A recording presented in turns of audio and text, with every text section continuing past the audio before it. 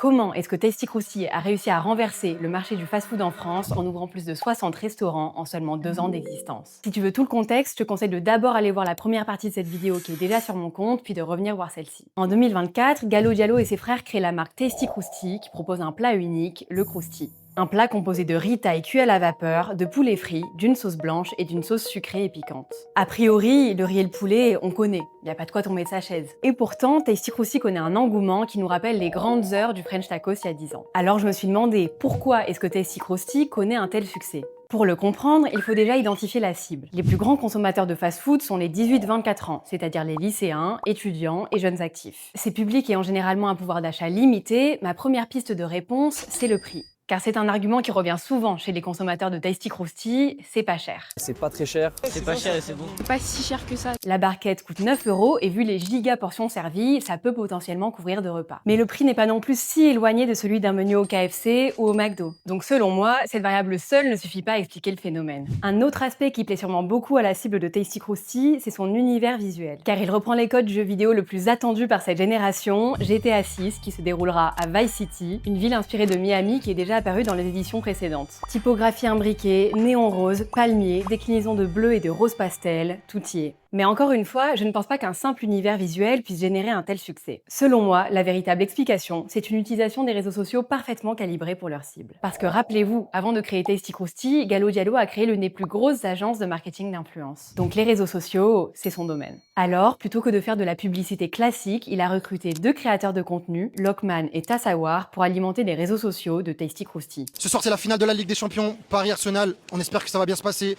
Tous les Tasty Crousty de Paris restent ouverts. On a pris nos précautions.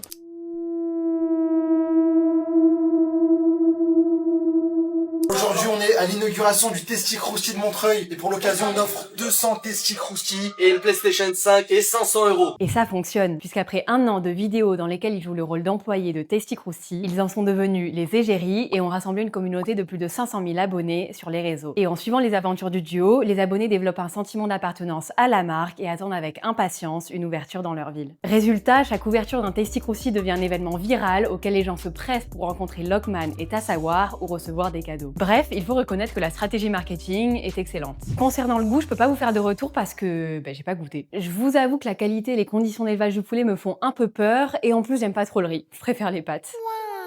Après c'est que mon avis, donc n'hésitez pas à me donner le vôtre en commentaire et à vous abonner si vous voulez que je vous raconte d'autres histoires sur la bouffe.